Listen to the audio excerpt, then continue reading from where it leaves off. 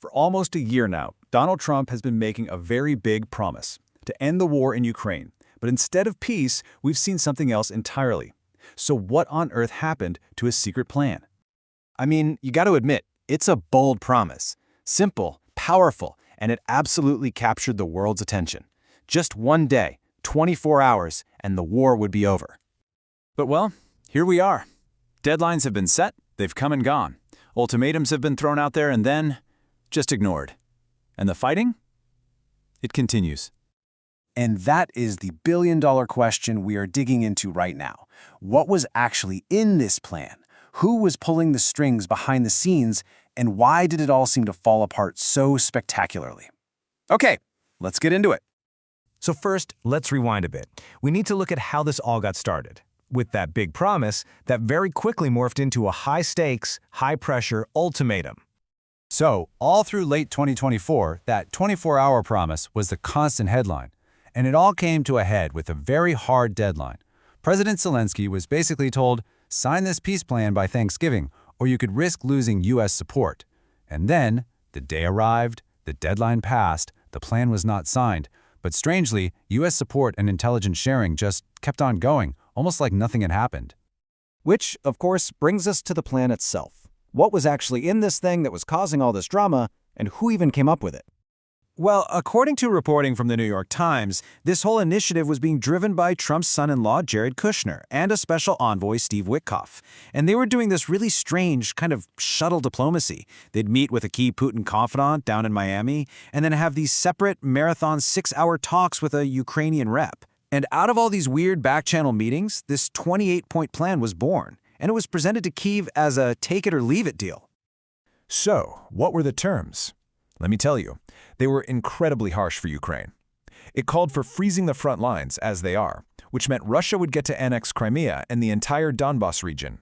On top of that, a permanent ban on Ukraine ever joining NATO and severe limits on its military. And the cherry on top? The plan proposed using frozen Russian assets and EU funds to pay for reconstruction, with American companies getting a piece of the action. As you can probably guess, the second the details of this thing started leaking to the press, the international reaction was, well, it was explosive. From Kyiv's point of view, this wasn't a peace plan, not even close. It was a surrender document.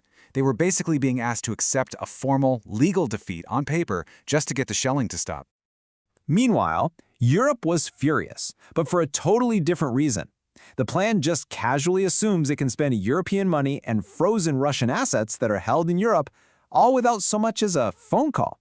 The New York Post pointed out that it looked like the US and Russia were cutting a deal, and Europe's only job was to show up and pay the bill.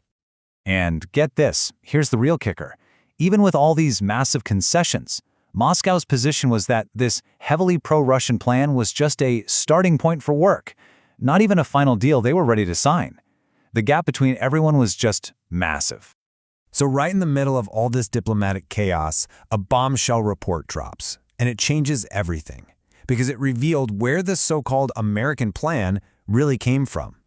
Bloomberg managed to get its hands on transcripts of phone calls between the U.S. envoy Steve Whitkoff and a top Kremlin advisor, and these conversations just pulled the curtain all the way back on what was really going on.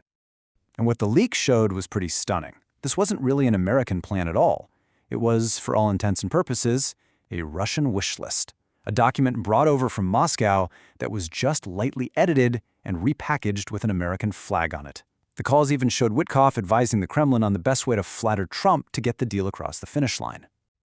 The fallout in Washington was immediate, and it was severe. You had members of Congress from both parties openly using the word traitor to describe Whitkoff. The whole negotiation lost whatever shred of credibility it might have had left.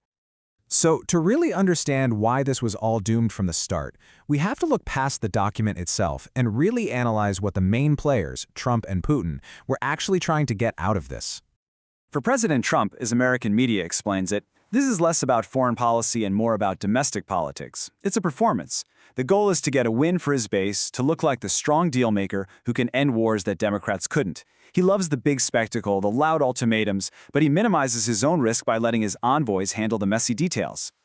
Putin, on the other hand, is seen as playing a totally different game. American analysts suggest he believes time is his greatest ally. He can just keep up this slow, grinding advance and wait. Wait for Ukraine to get weaker from constant mobilization, and wait for the West to get tired of the whole thing. His demands are maximalist because his goal is the strategic weakening of Ukraine itself. And this really gets to the heart of the whole problem. You see? Trump wanted a quick, flashy win for the cameras. Putin is aiming for a total, long-term, strategic victory. And Ukraine? Ukraine is just fighting for its right to exist. They weren't just on different pages, they were in completely different libraries. So where does that leave us today? Well, American analysts have a pretty powerful metaphor that perfectly describes this whole cycle of failed diplomacy. They call it the American roller coaster. And it goes like this. There's this sudden flurry of activity, of leaks and high-level meetings. You get this wild feeling that everything is about to change. And then, just as quickly, you come crashing right back down to where you started. The war is still going, but now everyone's a little more tired and a little more angry. In the end, the whole thing was stalled because every single party is completely locked into their position. The US wants a deal to score political points at home. Russia thinks it can get more if it just waits. Europe is mad but doesn't really have the power to change things. And Ukraine, understandably, is just fundamentally unwilling to sign away its own territory and its own future. Look, Trump might still find a way to engineer some kind of pause, a temporary ceasefire, maybe even a flashy signing ceremony. But as the American media covering this story suggests, that's not the same thing as a real, lasting peace. That doesn't actually solve the conflict. It might just be another turn on that same old roller coaster.